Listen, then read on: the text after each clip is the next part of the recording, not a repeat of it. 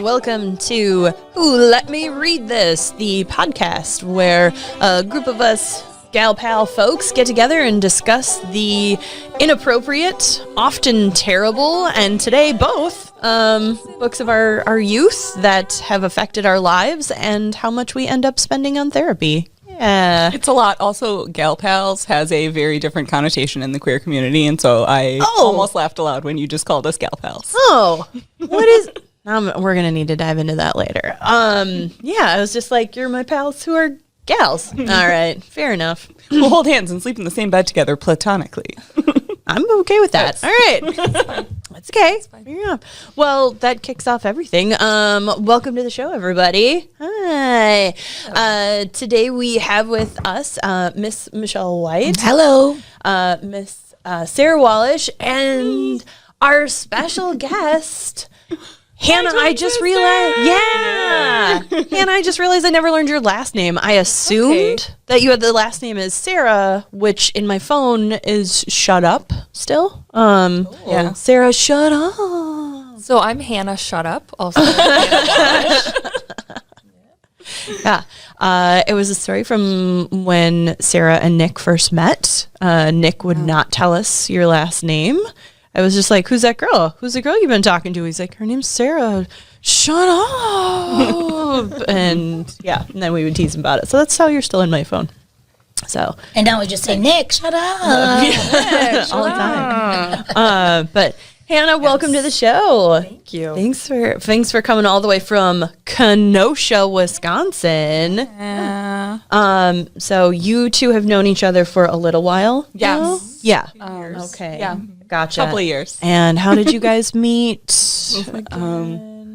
We were platonic roommates who would hold hands and sleep together.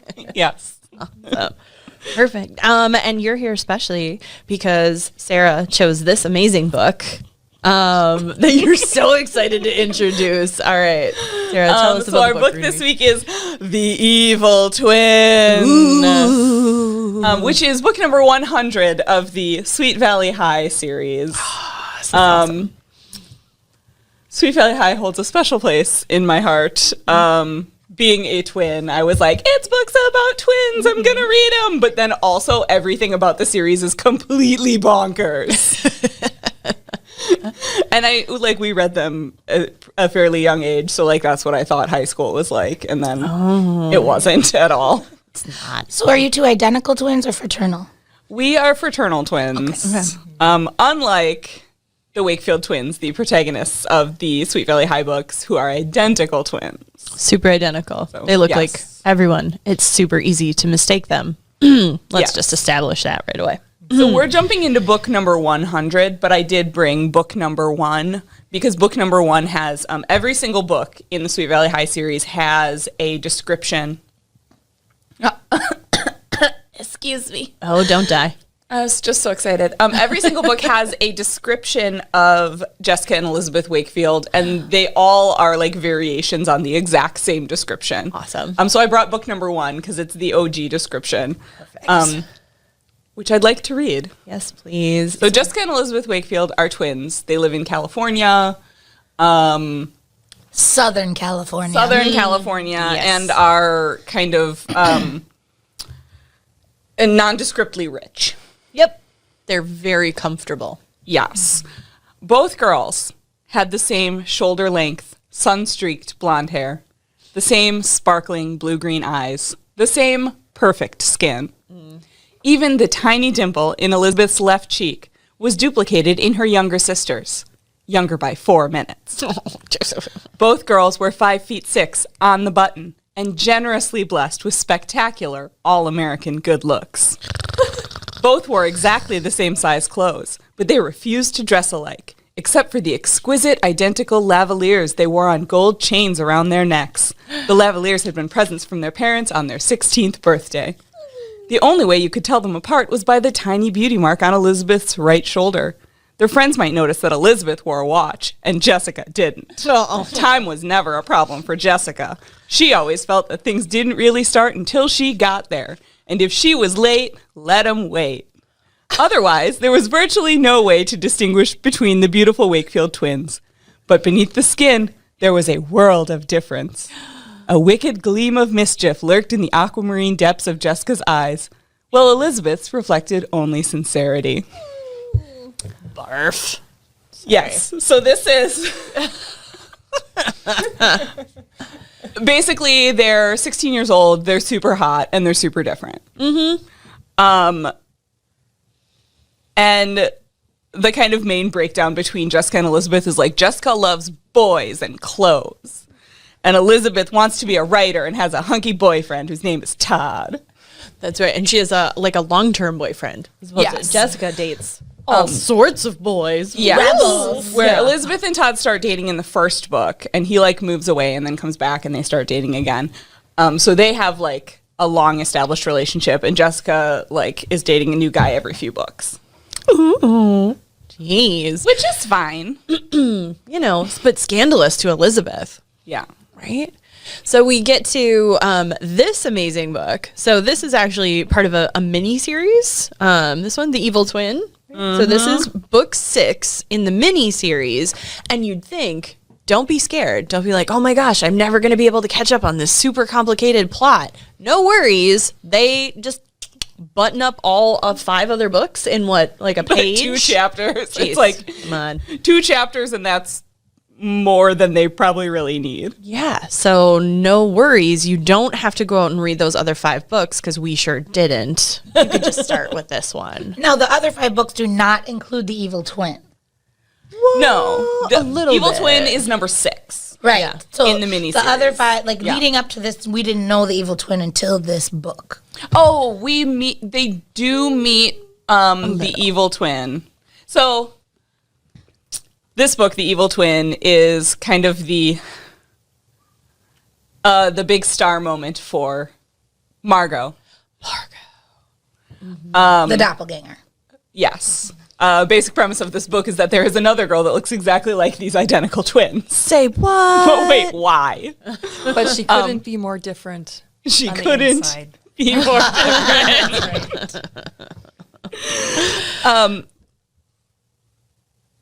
So Margot was introduced, I believe, a couple books before this one, but this is really her time to shine. Awesome. Basically, what has happened in this miniseries is that Jessica and Elizabeth Wakefield are planning the jungle prom. I don't know why 16-year-olds are planning a prom, because 16, you're like a sophomore? I don't know. Junior. Maybe a junior? Okay. So maybe a junior. Junior proms are fairly common. But Jessica and Elizabeth are planning the prom for their school, and it is the jungle prom. Woo! Like Buffy the Vampire Slayer. Yes. In the movie, not the series. Yes, not the series. They are planning the jungle prom for their school, and they get super competitive because they both want to be prom queen. So on the night of the prom, a bunch of kids from a rival high school show up to cause trouble. And Jessica gets alcohol from one of these naughty kids from the other school and uses it to spike Elizabeth's punch. Jessica, She wants Elizabeth to like get drunk and make a fool of herself so that Jessica will win the prom queen. Dang, girl. In the meantime, Elizabeth has been dancing platonically, fast dancing with with Jessica's boyfriend Sam. And so Elizabeth and Sam drink the spiked punch, both get wasted, and then drive away. What? Which up until this point, that's pretty much like any 90s teen movie. That's the plot of... Yeah. Right. Yes. There's a intense rivalry for prom queen. Someone gets drunk. But now they've driven away, and Elizabeth is drunk and driving and gets in a car crash, and Sam dies. Not Sam. I was just introduced to him. Yeah. He's just starting to care. And Elizabeth gets arrested for vehicular manslaughter. Wow. And so most of the miniseries is she's arrested for vehicular manslaughter. She gets like put in jail and has to go on trial. And until someone else comes forward and takes responsibility for the accident, saying, I was also drunk driving and I caused this accident. That does not happen. And So Elizabeth, no, go ahead.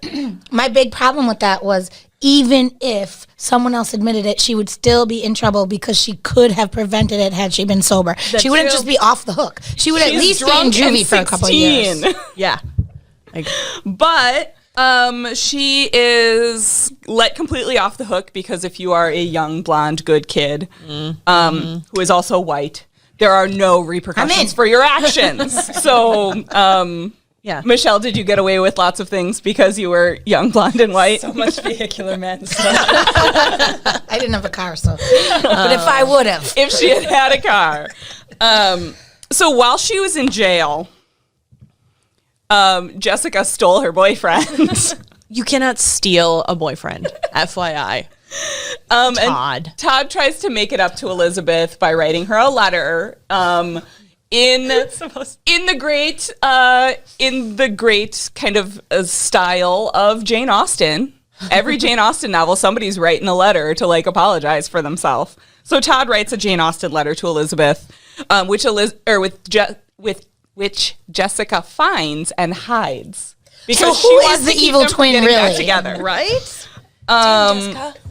Because Todd has figured out that Jessica spiked the punch and he threatens to tell her, and so Jessica's trying to keep them from getting back together. Ooh, that part I didn't know. Yeah. Which is interesting because all through the he apparently never tells Elizabeth this even after they get back together. No, yes, that's what I'm saying. I feel like whichever ghostwriter wrote the book where he figures it out and threatens to tell Elizabeth, like the person who wrote the evil twin just like skimmed over that part. Like, oh, that's interesting. He just never tells her. Meanwhile, Margot is a 16-year-old girl with a very dark past. She is repeatedly described as having soulless eyes. Is it because they're brown? They're not aquamarine? Yeah, not beautiful blue-green. Sparkling. Ocean blue. She was abandoned by her parents. She grew up in abusive and neglectful foster homes. Like, her background, I'm like, oh, poor girl. Yeah. She eventually sets her foster family's house on fire. Dang, girl. Killing her foster sister.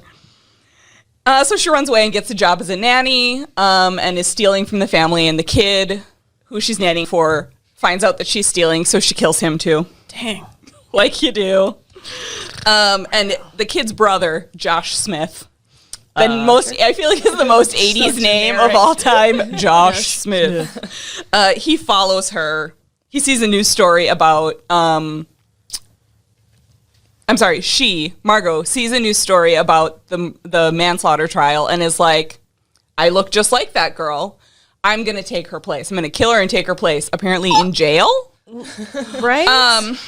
Yeah, that's the person you pick out. The person who's on trial for manslaughter. Ooh, I want her life. Why didn't you just pick Jessica? It'd be so much easier to pass as her. Yeah. Because you have personality more suited towards her. Yeah. So she comes to Sweet Valley, slaps on a blonde wig, and starts stalking Elizabeth and Jessica. Which brings us up to the evil twin. Dun, dun, dun. So Jessica and Elizabeth are still estranged because of all of the banana stuff that just happened in the last 5 books. Elizabeth still does not know she spiked the punch, though. She's just mad at her for hiding the letter. Yes. Right. You stole my boyfriend and tried to keep us from getting back together, and so I can't forgive you. And Jessica's like, I know I did this bad thing, and you won't forgive me, and so I'm mad at you still. And I'm not going to tell you the really bad thing I did. Right? Dang. These kids. Eggs. So they're still estranged. They're not talking, rightfully so. How are they still in the same household? So now we're at the start of the book, which there's a whole lot of great stuff to cover, which we're going to go over in just a second. First, we're going to have a quick word from our sponsors, from Sexy Hackers Clothing, for giving us this wicked sweet space. And check out these t-shirts. Cool t-shirts. I wore this when I was out grocery shopping recently, and somebody got all offended. They were looked really closely and was like, read a book. Looked all grumpy. How dare you? And I was like, yeah, quit staring at my tits. Just go read a book. Go read a book instead. Awesome. We'll be right back. SexyHackers.com. And welcome back to Who Let Me Read This. So we are going over the delightful plot. We'll call it a plot. Sure. The outline that walks us through Francine Pascal's The Evil Twin from the Sweet Valley High series. Yay. Book number 100 of about 180. Wow. And you own how many of those, Sarah, would you say? About 150, not including duplicates. I'm very close to having the whole original series. There's also Sweet Valley Kids, Sweet Valley Twins, Sweet Valley University, Sweet Valley High senior year. There's a lot of books. For some reason, it was very satisfying to me to have number 100. Yeah. Like to have the number. Awesome. All right. So as we're launching into the book, the parents Ned and Alice are leaving town for between Christmas and New Year's. Yeah. Ned is a lawyer. And I think Alice does some sort of like high-powered corporate career as well, where they're that kind of nondescript 90s rich, where they're like, he's a lawyer. And that's like code for they have a lot of money. Yeah. Mm-hmm. But he's a lawyer. He's been invited to do consulting work for a company in San Francisco. And the whole situation is like really hush-hush. He wasn't given any information about what the consulting job was. They just sent him some plane tickets and were like, there will be a car to pick you up at the airport, and your hotel, you'll stay at this hotel and then be at this place at this time to meet with us about this consulting job that we're going to give you a bunch of money for. Okay. And he was like, okay, sounds totally legit. A lot of this book relies on the fact that phone communication is unreliable. Yeah. Yeah.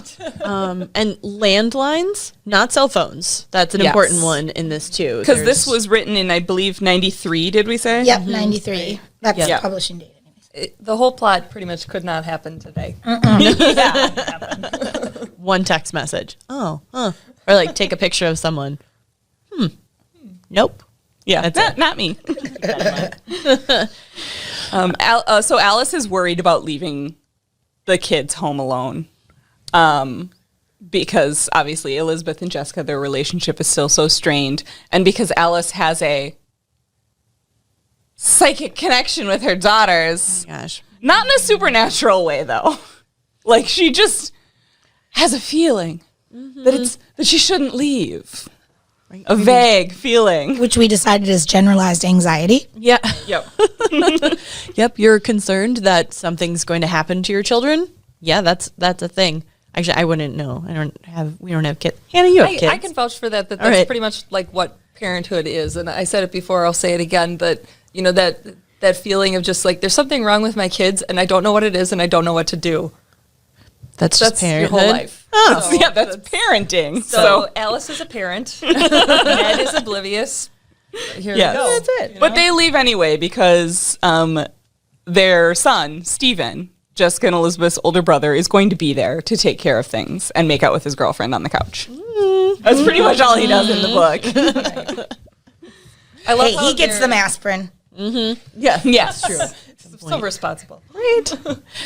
So then they're at school, as we're cranking along, and there's this secret admirer candy cane thing, which I think is just to kind of like orient the book at Christmas time. Like, this is Christmas. Got it. Candy canes. Which is key. That's why we're doing it this month in December. Yes.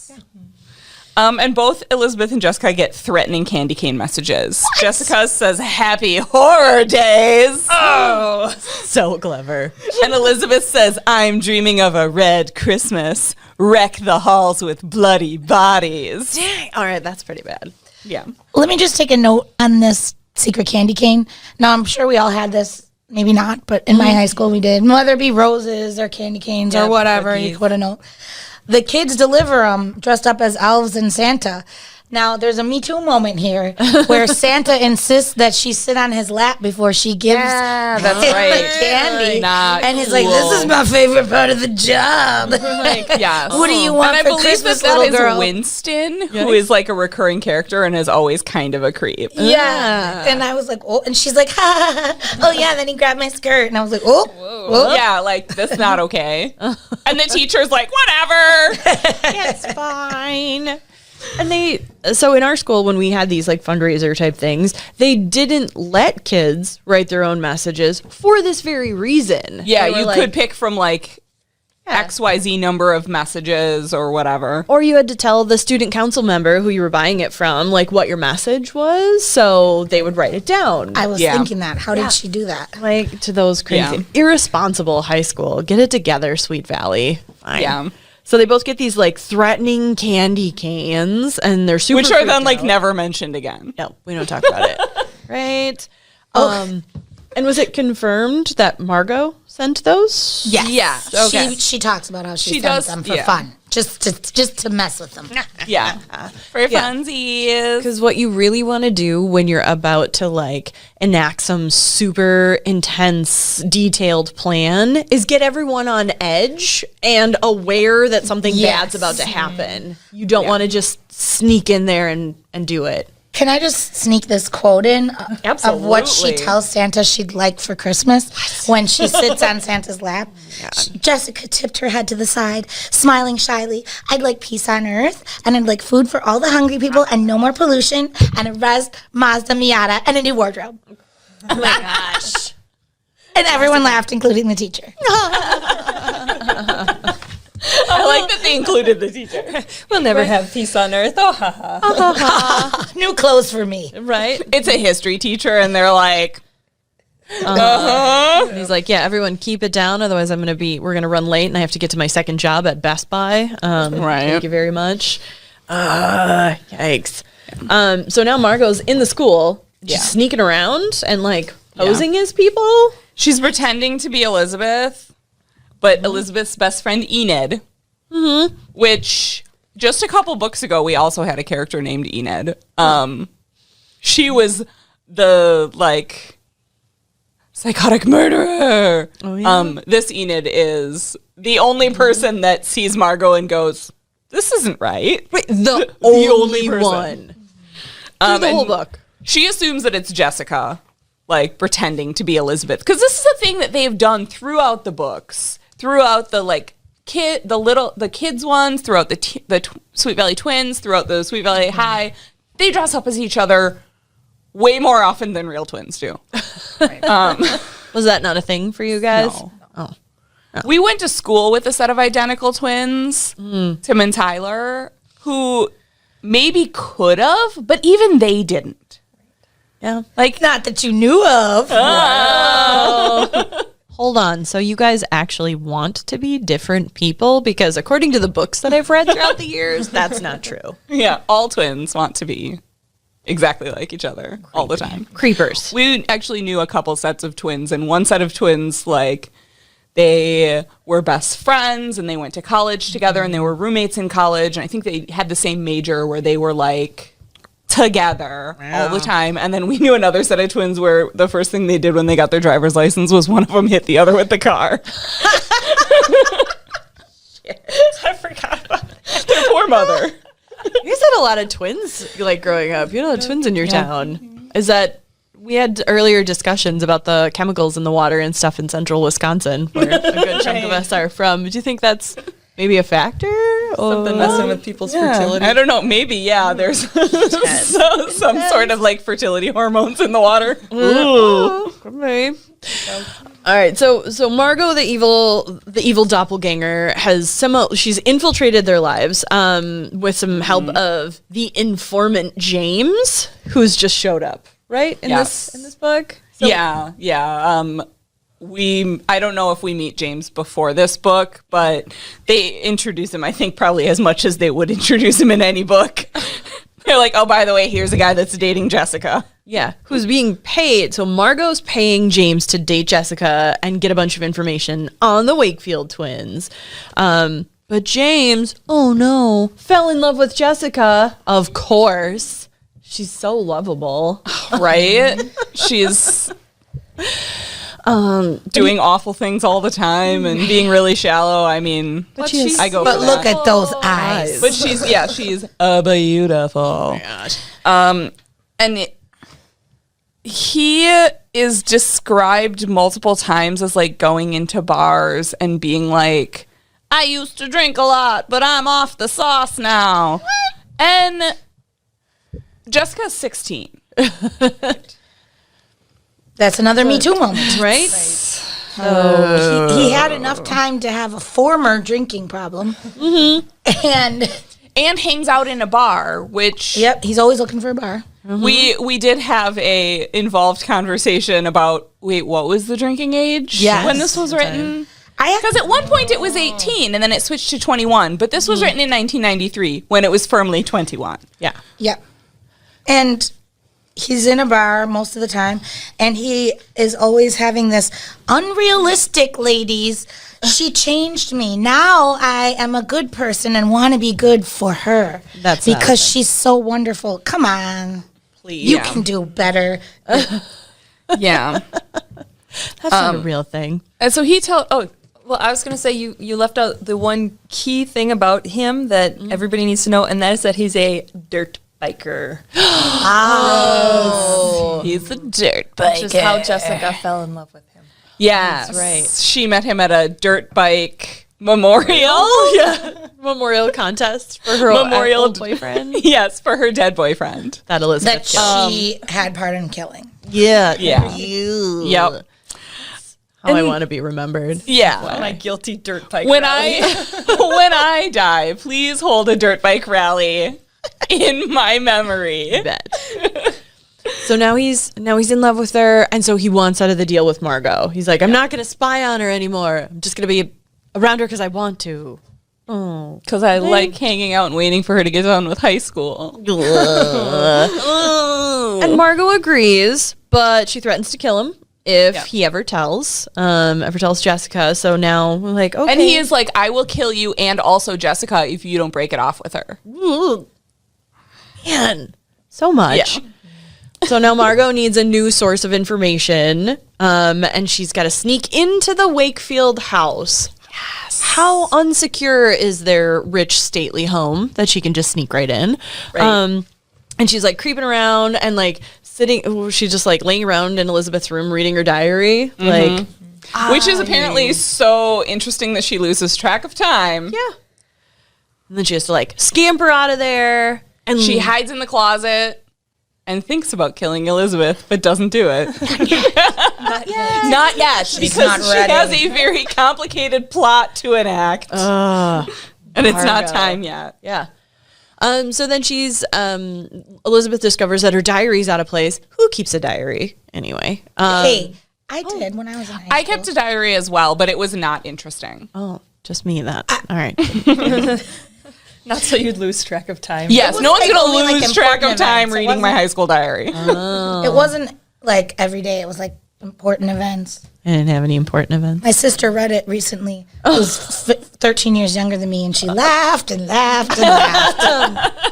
Can we, Michelle's sister, if you're listening, if you want to send us some of those tidbits, that'd be great. Thank you. Yes, that would be awesome. And so Elizabeth notices this, and she blames Jessica for it, of course, because she's like, Jessica, you're snooping in my room and doing all this stuff, and Elizabeth's like fired up.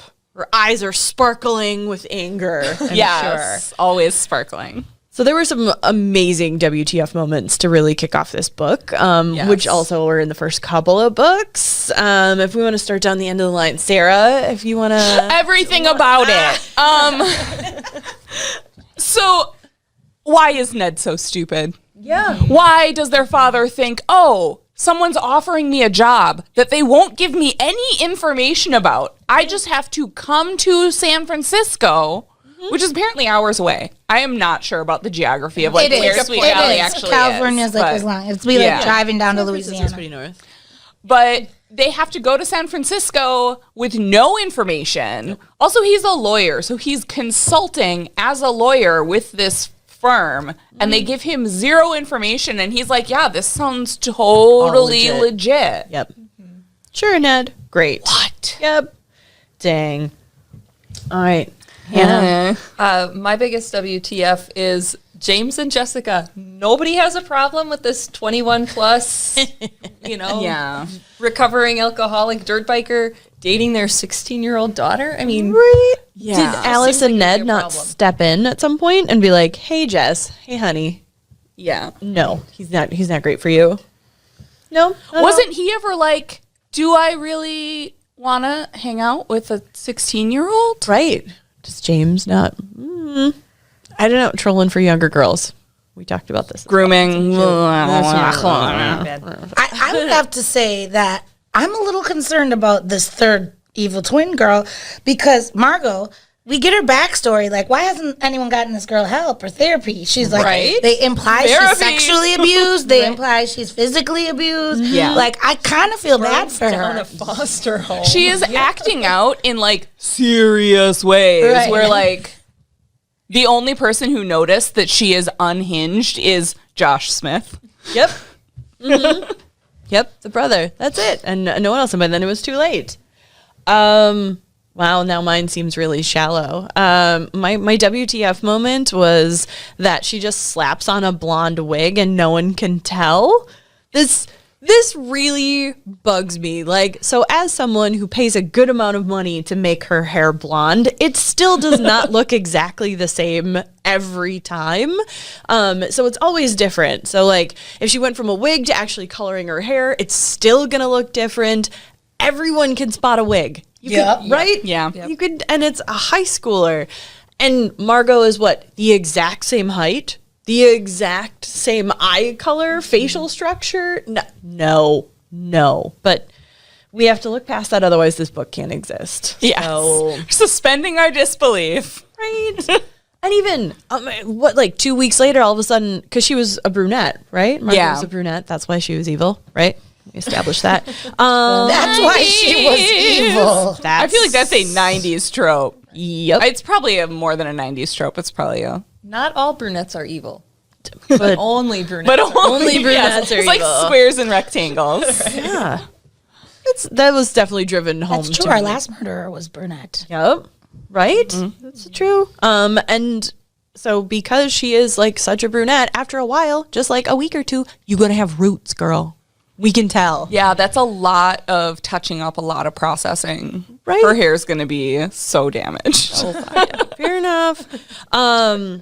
We have so much to cover and more next week. Next week, Wednesday, on Who Let Me Read This. Thank you very much to Sexy Hackers Clothing to giving us this awesome space to talk about all of our nonsense.